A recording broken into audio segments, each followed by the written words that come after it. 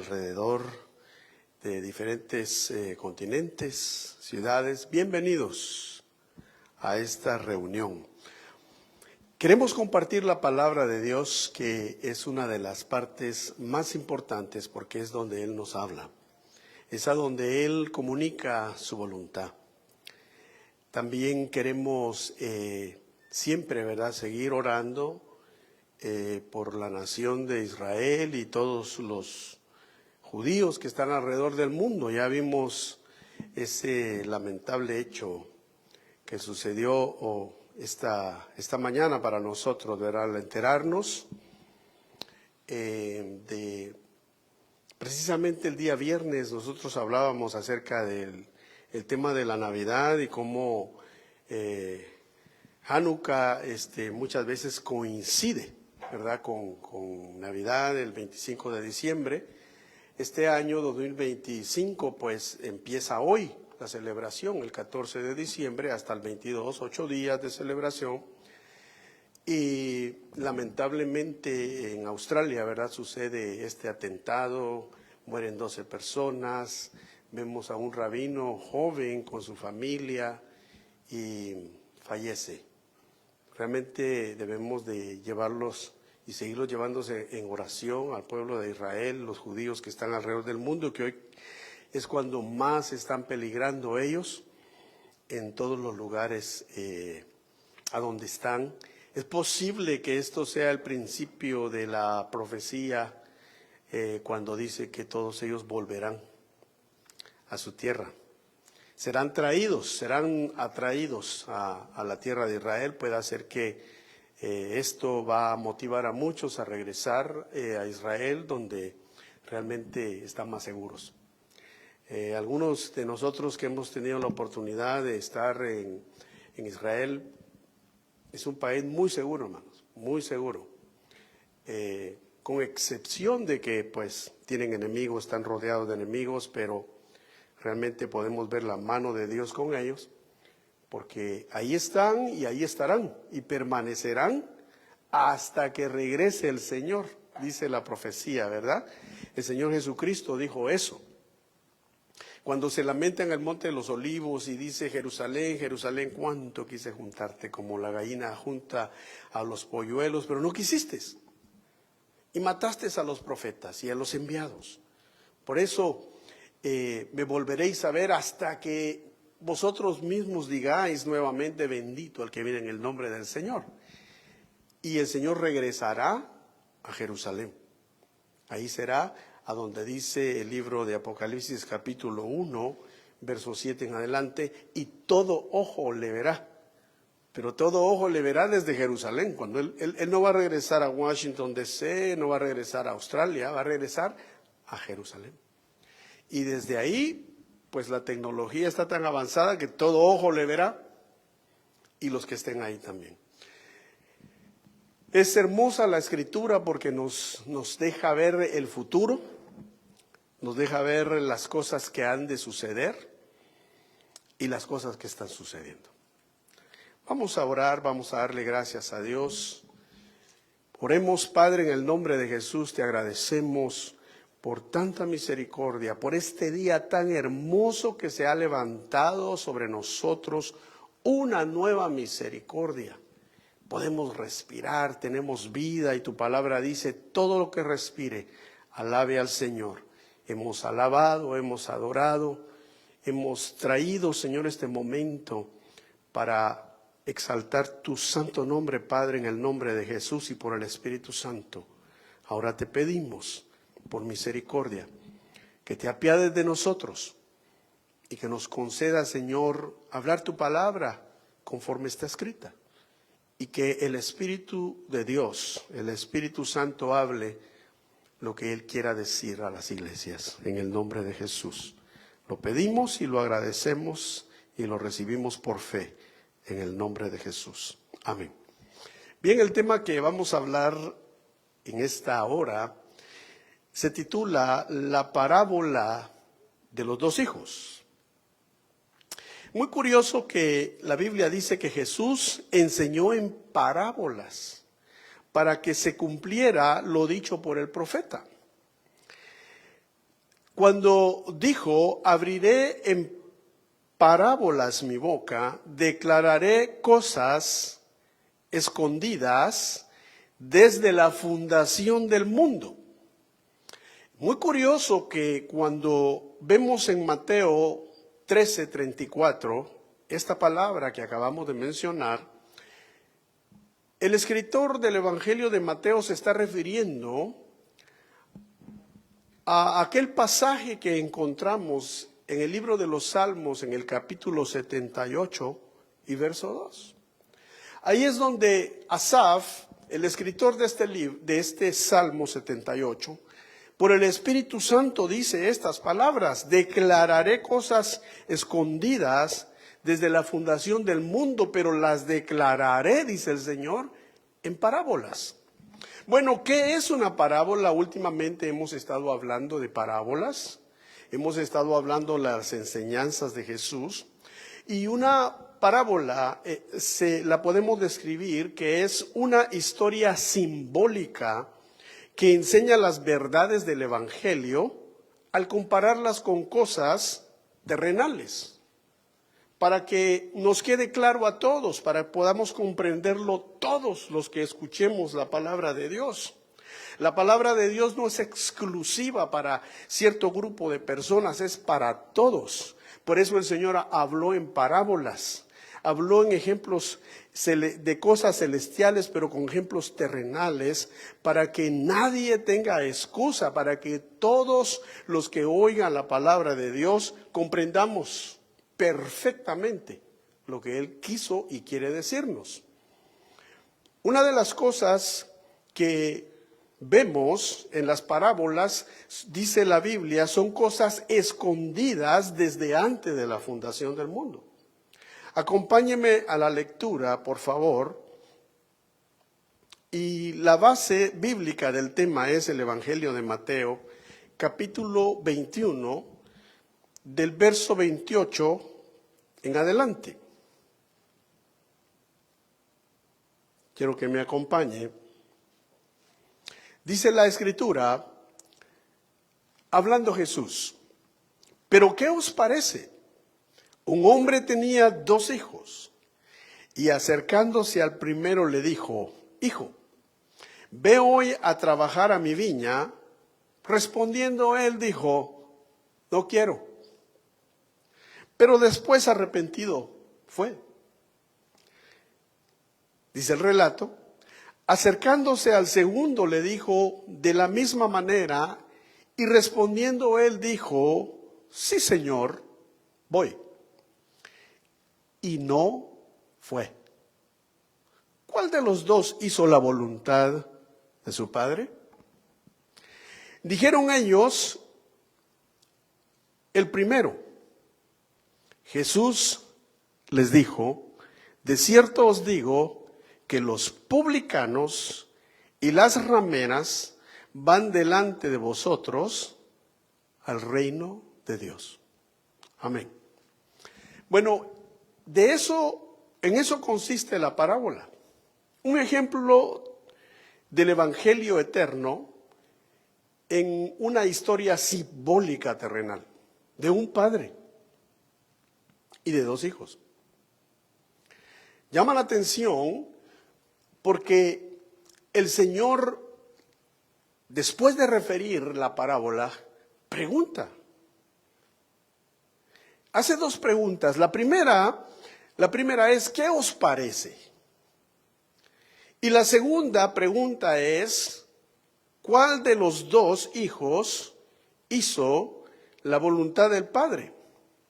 Son preguntas muy claves que hay que ponerles atención. Bueno, en el caso del primer hijo, él fue muy directo con su papá. Él inmediatamente le dijo: mira hijo, quiero que vayas a la viña.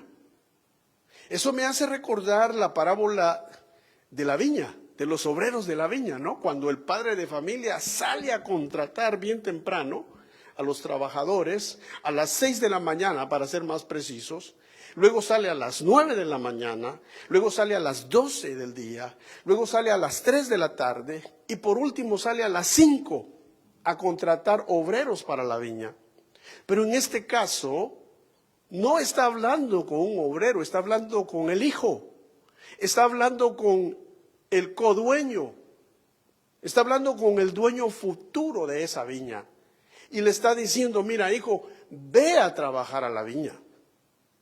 Y aquel joven, pero muy sinceramente y con rebeldía, le dice, no quiero. De entrada, no quiero ir.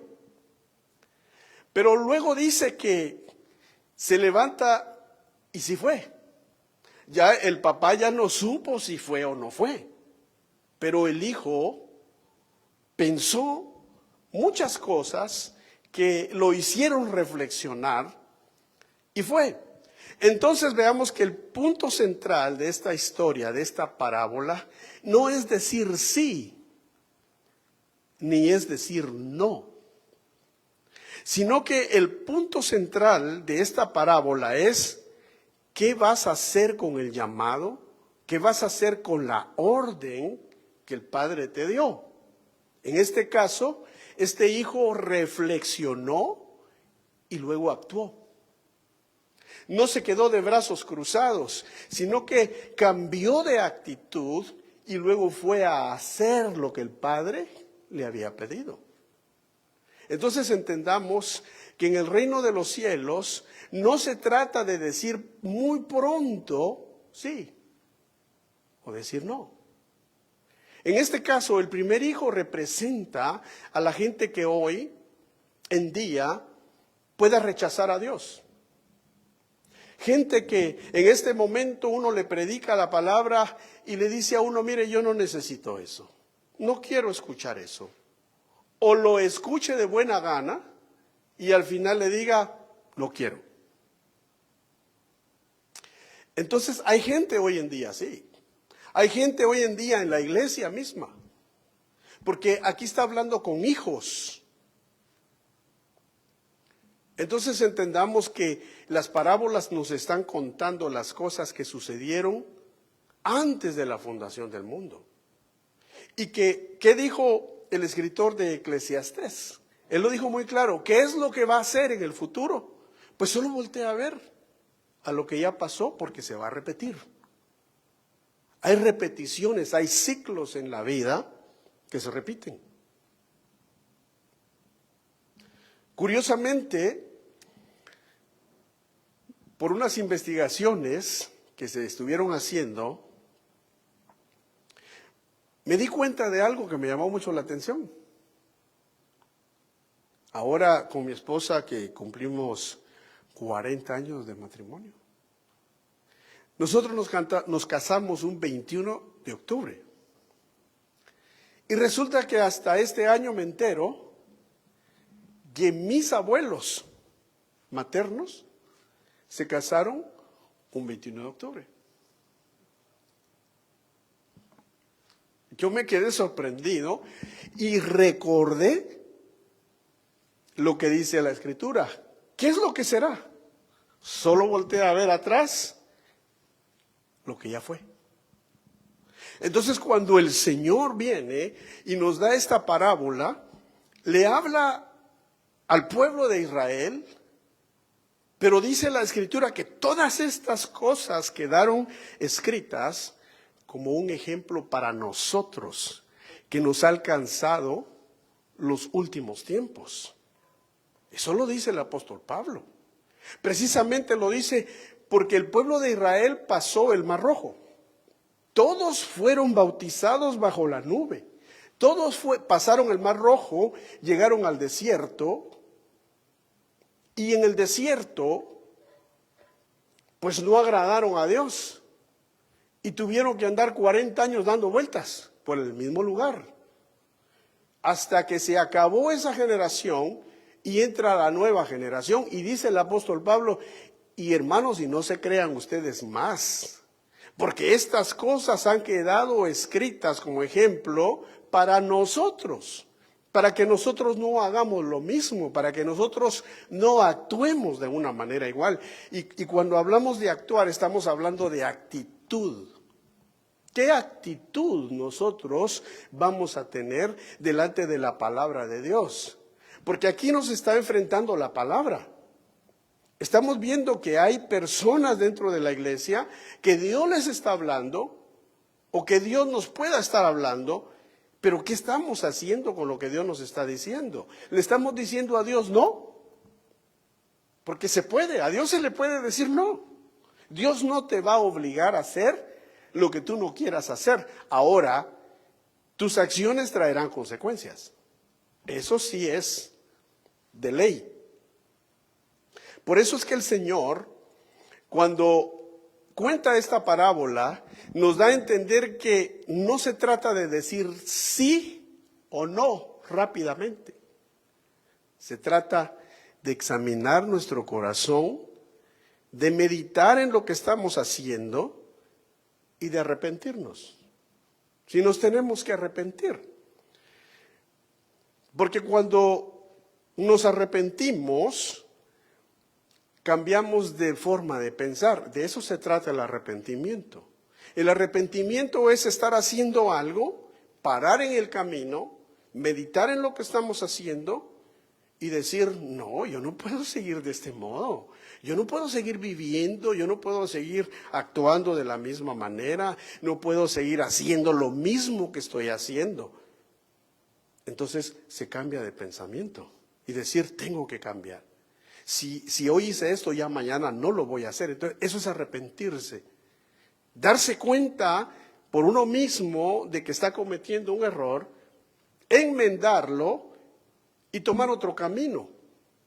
Tu forma de pensar cambió, eso es arrepentimiento. Eso fue lo que el primer hijo hizo.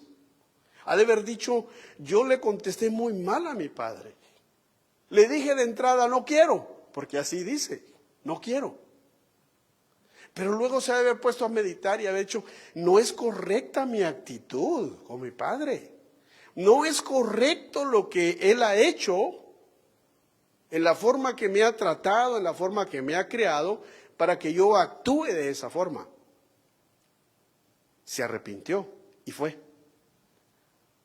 Entonces eso representa el arrepentimiento, la actitud, la acción, porque no se trata de decir nada más sí. Cantábamos hace un ratito, no basta solo con cantar, no basta solo con querer hacer, porque si quieres hacer y no lo haces, ahí se quedó, fue un deseo, un buen deseo que no se cumplió. Más se trata de actuar. Eso es lo que el Señor valora. Y lo hermoso con Dios es que Él nos da tiempo para que podamos meditar, nos da tiempo para que podamos nosotros decir, no, pues reaccionar y decir, no estoy actuando bien. El tiempo está en la mano de Dios. La paciencia está en la mano de Dios. Escuchaba yo un día, pues sería una meditación. Preguntaba un entrevistador a alguien una persona corriente, común y corriente como usted y yo. Y le decía a esta persona, mira, ¿qué pensarías tú si hoy, esta mañana, alguien te diera $1 millón? ¿Haría eso tu día más feliz? Por supuesto, le digo, si alguien me diera $1 millón, haría mi día feliz porque yo sé cómo usar ese $1 millón. Entonces te lo voy a cambiar y te lo voy a poner mejor, le dijo. ¿Qué tal si alguien viene y te dice, no te doy $1 millón, te voy a dar $10 millones? Pero este será tu último día y mañana ya no existirá para ti. Inmediatamente el joven contestó, le dijo, pues lógicamente que voy a rechazar esos $10 millones. Entonces le dice la persona, con tu respuesta me acabas de decir que amanecer el día de mañana vale más que $10 millones. Entonces, ¿por qué tu día no puede ser bueno hoy? Y si amaneces mañana, ¿por qué tu día no puede ser mejor? Si es mejor que $10 millones. El tiempo está en la mano de Dios. Y cada día que nosotros nos levantamos, dice su palabra, se levantó una nueva misericordia. Por eso el apóstol Pablo decía claramente, y yo me uno al apóstol Pablo cuando dice, porque no me avergüenzo del evangelio. Porque el evangelio es poder que transforma, es poder de Dios que lleva al arrepentimiento al hombre, que lo transforma, que lo cambia, que lo lleva a la estatura del varón perfecto. No me arrepiento. Y tampoco no vamos, y en mi caso yo no voy a negar al Señor Jesús por ninguna cosa de este mundo.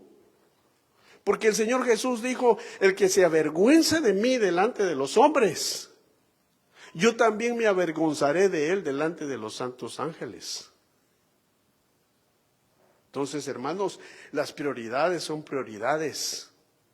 Dios tiene el tiempo en su mano. El evangelio se nos ha sido dado y con el evangelio se nos ha dado lo más grande de todo, a Cristo. En Cristo están escondidos todos los misterios, en Cristo están escondidos todos los tesoros. Entonces, ¿para qué quieres 10 millones de dólares? No los necesitas. Si tienes a Cristo, si hoy no tienes, lo único que tienes que pedir es con fe y el Padre te va a dar lo que necesitas. Yo lo tengo bien comprobado. Claro, si alguien le dice a usted, quisiera $1 millón y se lo da gratis, pues acéptelo, ¿no? Pero no viva por ser millonario. No viva por hacer dinero, no vivamos por eso. Porque nosotros debemos de vivir primeramente, según la Escritura dice, para Cristo. Y después de vivir para Cristo, vivimos no para hacernos ricos. No vivimos para trabajar. Porque hay gente que vive para trabajar. En cambio, yo pienso y digo, yo trabajo para vivir. Porque no me queda otra, tengo que trabajar para vivir. Pero en ningún momento voy a vivir para trabajar. Ni tampoco para hacerme rico. ¿Por qué? Porque las riquezas se pueden ir así, de un día para otro.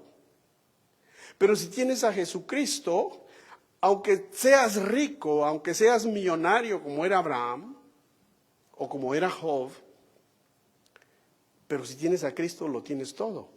Y si no tienes nada, no tienes dinero en el banco, pues vas a dormir aún mejor porque no tienes ni qué perder. Y el Señor dijo, buscad primero el reino de Dios y su justicia y todas las cosas que se te añadirán.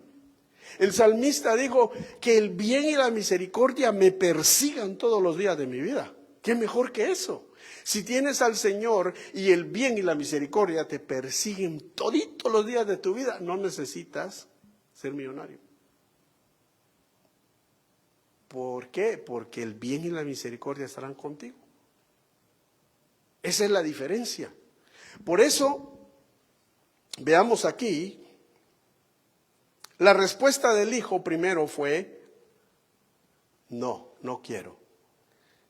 Pero se arrepintió.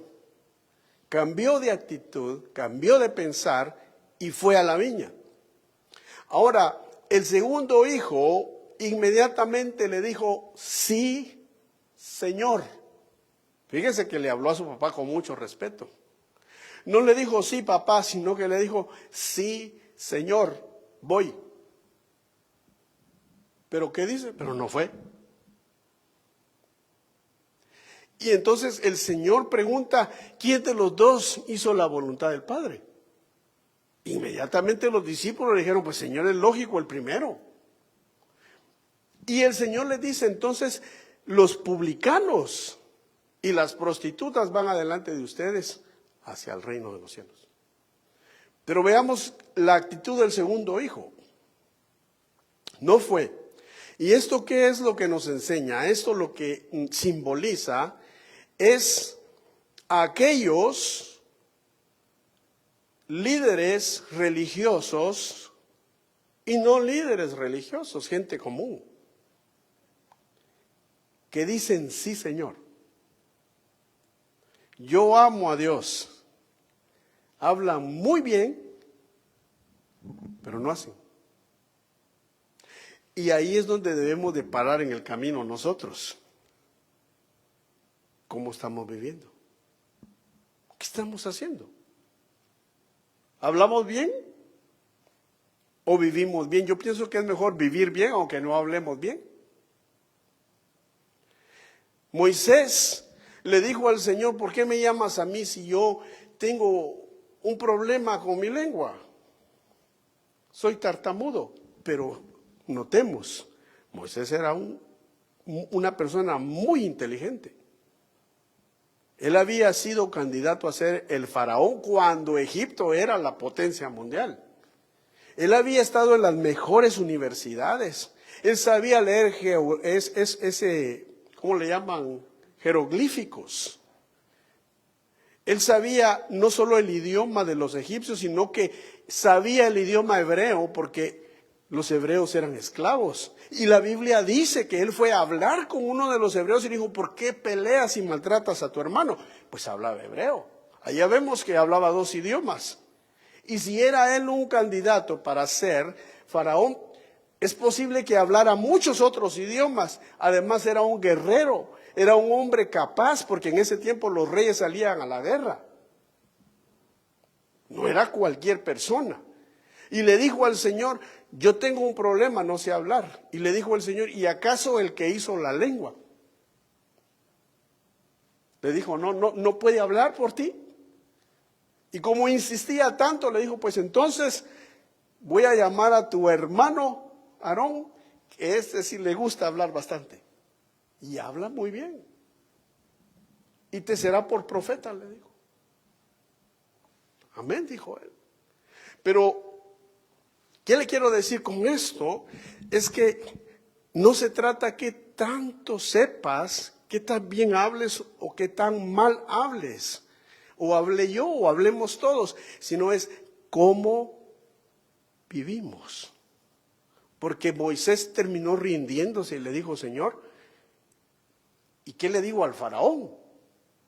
¿En nombre de quién voy? Y le dijo, dile que vas en el nombre del yo soy.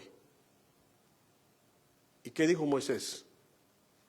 Fue como el primer hijo. Primero no quiso, pero no se pudo resistir y dijo, amén, yo voy. Esa es la actitud. No es cuán capaz te sientas o cuán no capaz te sientas, es decirle a Dios, voy, y hacerlo. Eso es lo que el Señor nos está diciendo. ¿Qué estamos haciendo el día de hoy?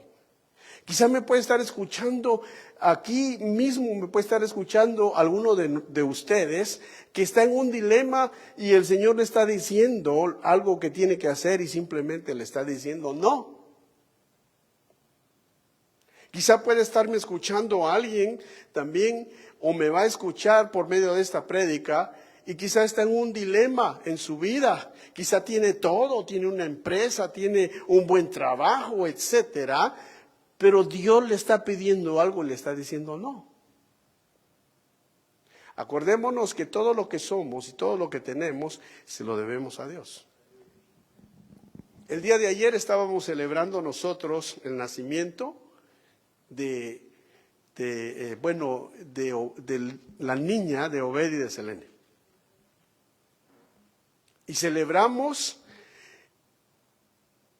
y bueno, yo me preparé más o menos. Pero una cosa dije que no puedo fallar de decir. Que fallen todo, no importa, pero que no fallen algo. Es darle la gloria al dador de la vida.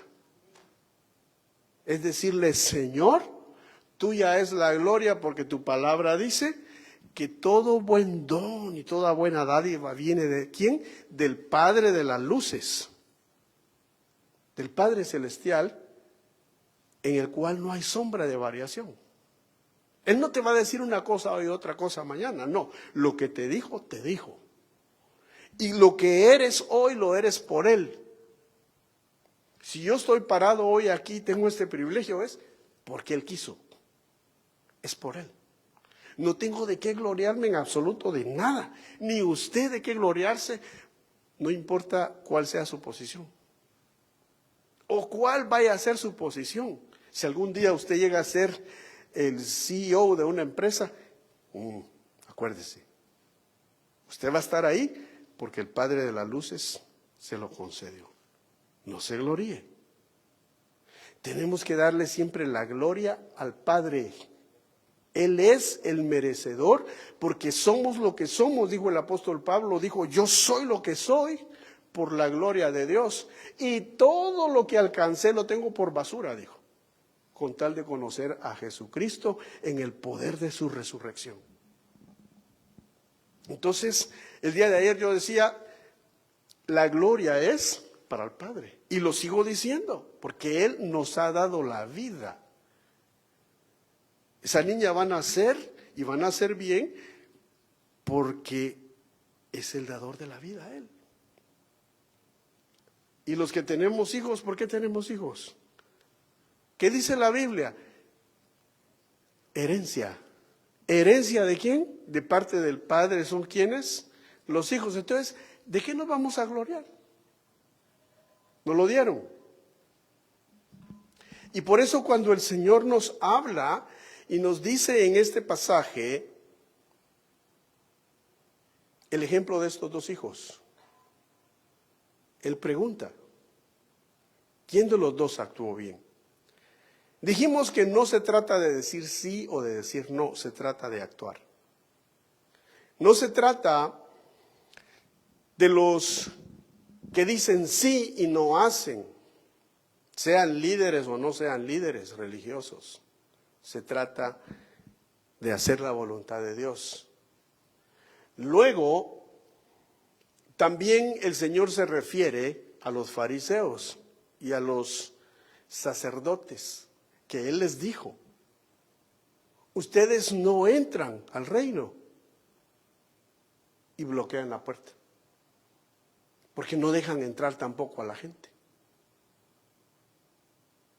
Por eso les dijo Él, y este es el segundo punto que quiero tocar, el segundo aspecto, le dijo, los publicanos y las rameras van delante de vosotros hacia el reino. Ahora, ¿quién eran los publicanos? ¿Por qué el Señor mencionó los publicanos? Si usted y yo buscamos qué son publicanos, el diccionario nos va a enseñar que en el tiempo de los romanos, cuando ellos gobernaban en Israel, cuando Israel era una provincia romana, los publicanos eran aquellos que cobraban impuestos. Eran detestables, porque no solo le quitaban el impuesto a la gente, sino que todavía le robaban a la gente.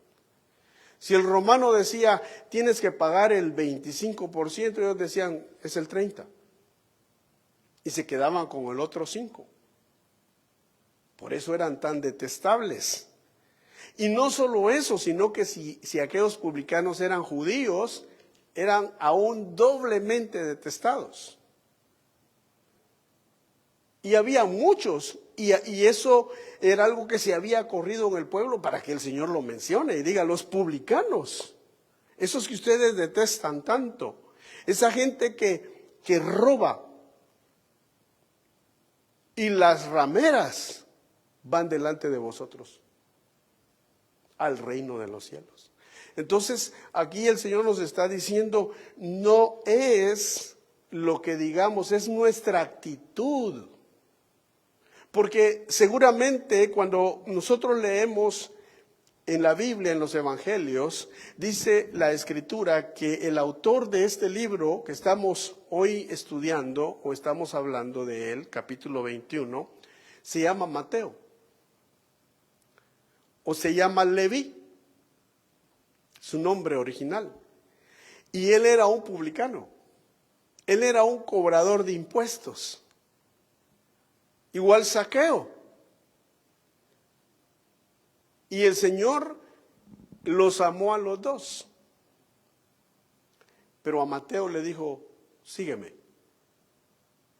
Y dice la Biblia que Mateo dejó todo. Ahí dejó los impuestos. Ahí dejó el dinero. Y se fue detrás de Jesús. Entonces él tuvo la actitud del primer hijo. Era un publicano, pero cuando el Señor le dijo, sígueme, dejó la riqueza de este mundo con tal de conseguir la riqueza espiritual que solo Jesús podía darle. Por eso dijo, los publicanos van delante. Y las prostitutas o las rameras, la cual un ejemplo de ellos tenemos, aquella mujer de la cual salieron 7 demonios, dice. ¿Que quién es? María Magdalena. ¿Por qué le decían María Magdalena? Porque era de un lugar que se llama Magdala.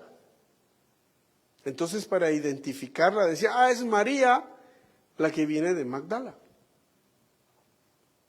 María Magdalena, muy conocida, ahí por las orillas del mar de Galilea. Y tuvo la gran bendición y la gran suerte que Jesús vivía era en un pueblo que estaba ahí vecino, que se llama Capernaum, que está como a unos, quizá unos cuantos, 3, 4 kilómetros. Y Jesús la vino a buscar y la liberó.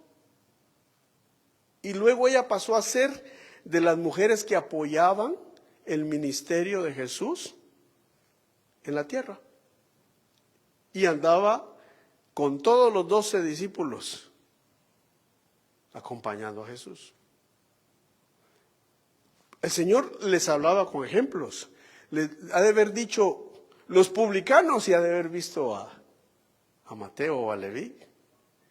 Y las rameras ha de haber visto respetuosamente también a María. Porque el Señor no señala tu pasado para acusarte, sino para recordarnos de dónde venimos. Por eso no se nos olvide de dónde venimos. Para que no se nos suba el ego, ¿no? Siempre recordemos de dónde venimos. Yo le he dicho a mis hijos, a mis 3 hijos, cuando estaban estudiando, les decía yo, no importa a dónde el Señor ustedes los lleve, a un puesto alto, siempre acuérdense, primero de dónde vienen, y a donde el Señor los lleve, denle la gloria a Él. Porque si hacemos eso, entonces dice la Escritura, humillaos pues bajo la poderosa mano de Dios. ¿Y qué dice? Él los exaltará a su debido tiempo. Vamos a ir concluyendo. Entonces el Señor dijo en su palabra, sacrificios no quiero. ¿Qué dijo? Obediencia. Eso es lo que yo quiero, dice el Señor. Tus sacrificios son buenos. Sí que, mira, Señor, yo te traigo mis ofrendas. Amén. Señor, yo doy mis diezmos. Perfecto. Señor, yo vengo a la iglesia. Estás haciendo bien. Pero el Señor nos dice, obediencia, quiero. Hagamos todo el resto, pero primero, obediencia.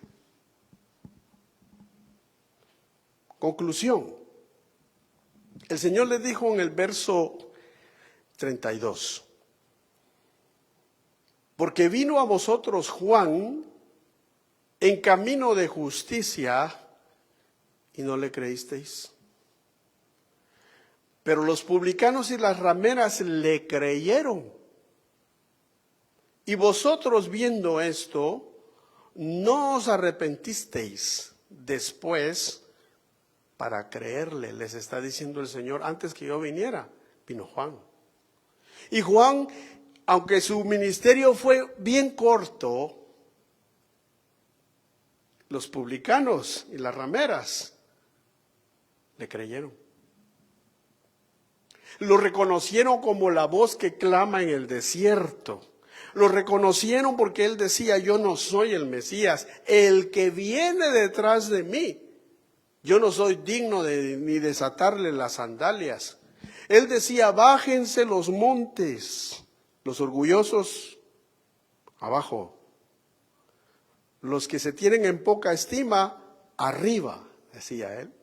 Aplanemos el camino para que pase por el camino el Rey, el que trae el reino de los cielos, refiriéndose a Jesús.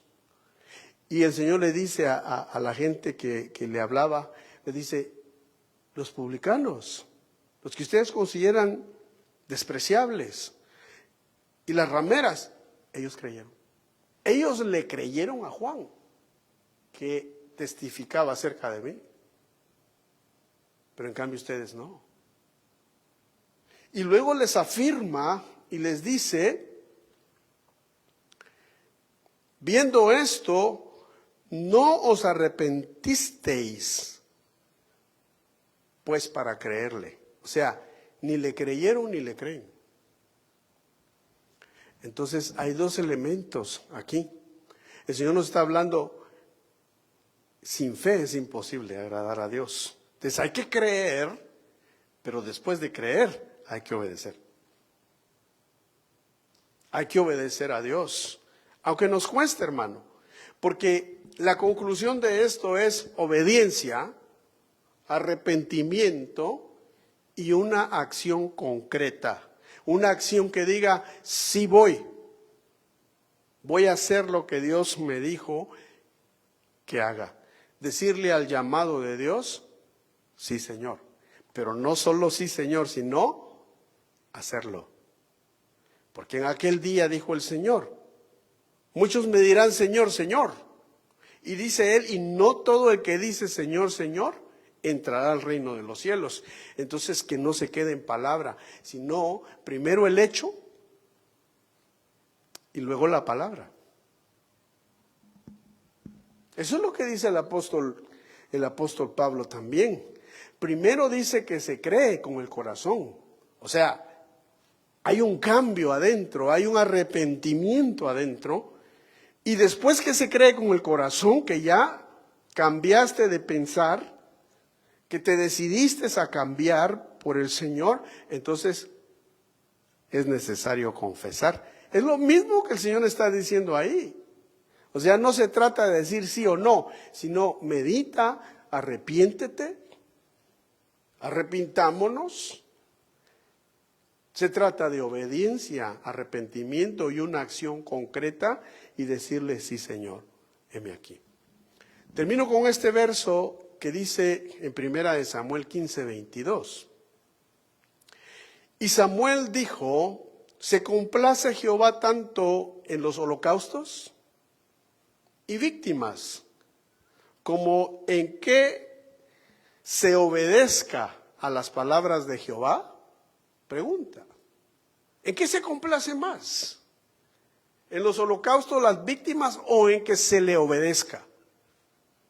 Y luego dice, ciertamente el obedecer es mejor que los sacrificios y el prestar atención a lo que Dios dice, mejor que la grosura de los carneros.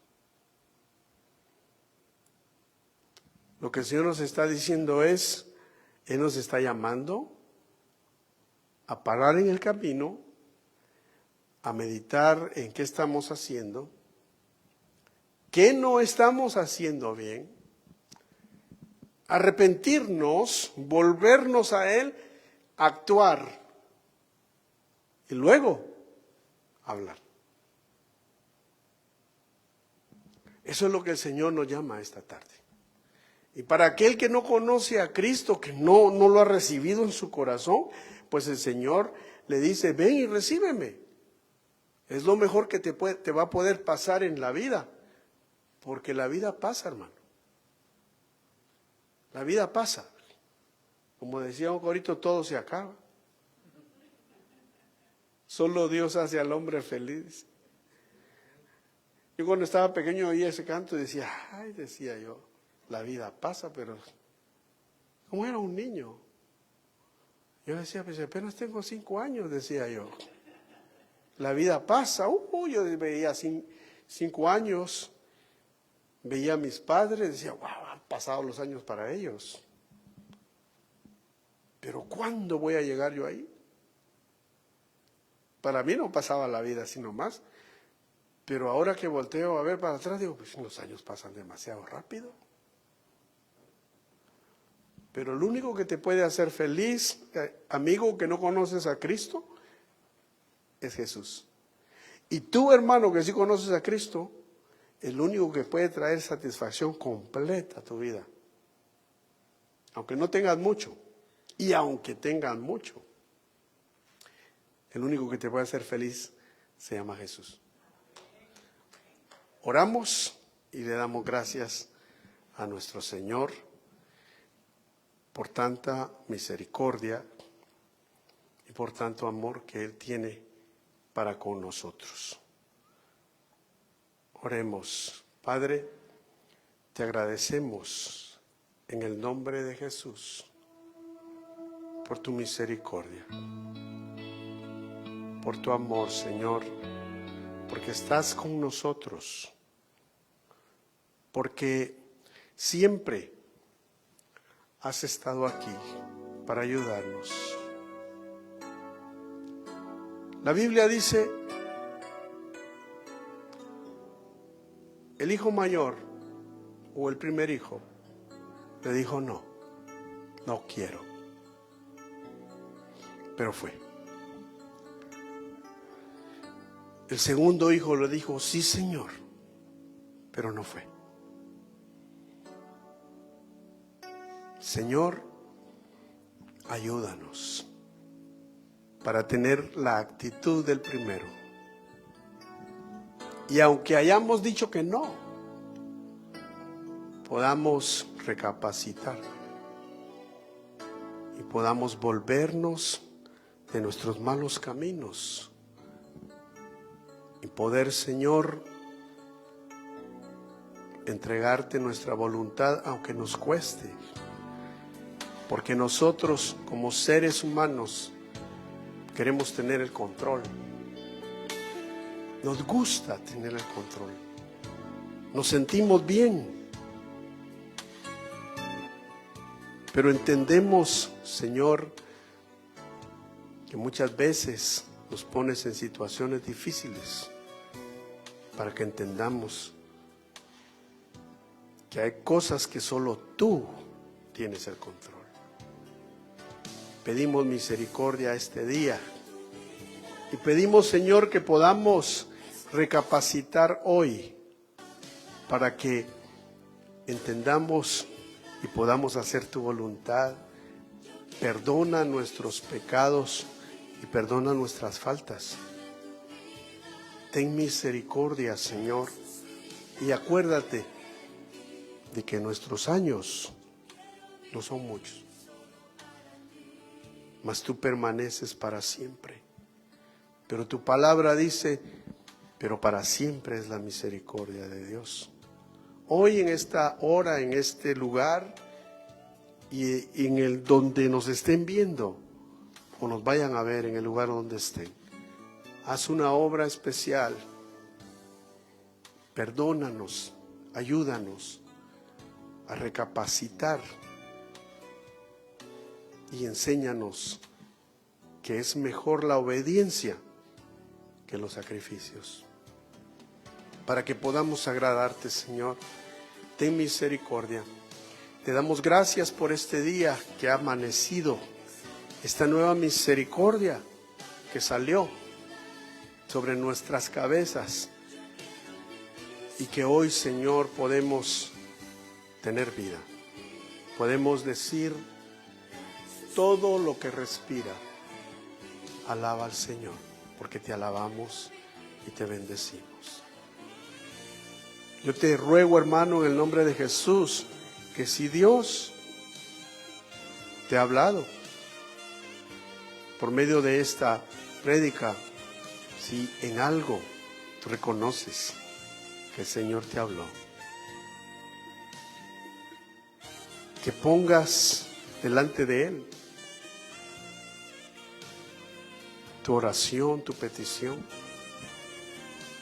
tu clamor, porque Él te escucha. Él te oye y quiere darte su bendición, su paz. Hay mucha gente que no tiene paz.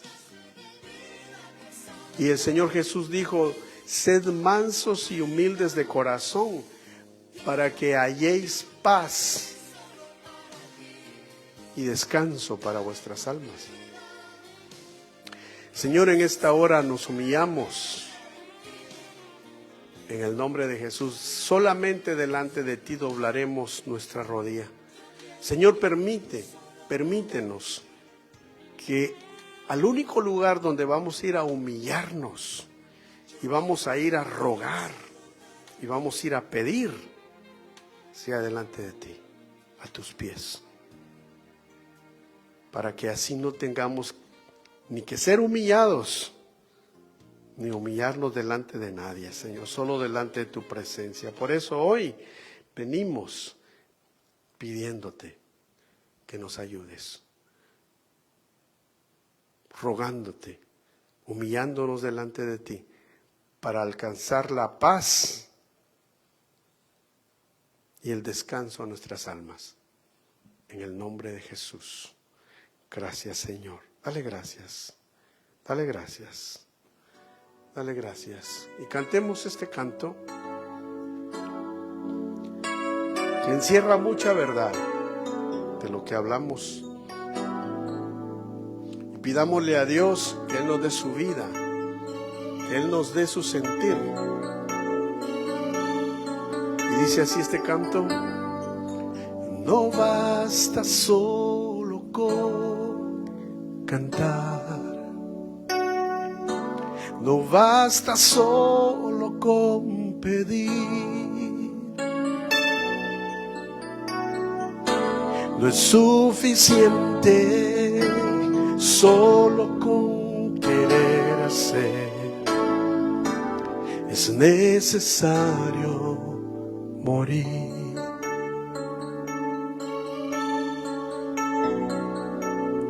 Digámosle, Señor, juntos: no basta solo con soñar,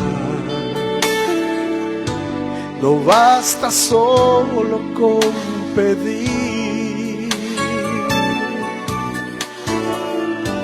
no es suficiente solo con querer hacer, es necesario morir. Ahora digámosle a Él juntos: dame tu vida, esa clase de vida que sabes dar. Dame tu vida, yo quiero vivir solo para ti. Dame tu vida, resucítame en ti. Yo quiero vivir solo para ti. Sí, Señor, dile a Él: no basta solo con cantar, no basta solo con decir, no es suficiente solo con querer hacer, es necesario morir. Morir a nosotros mismos, Señor, y vivir para ti. Dame tu vida, esa clase de vida que sabe dar. Dame tu vida, yo quiero vivir solo para ti. Dame tu vida, resucítame en ti. Yo quiero vivir solo para ti. Dile al Señor: dame esa vida, Señor. Necesito esa vida para hallar paz, y descanso para mi alma.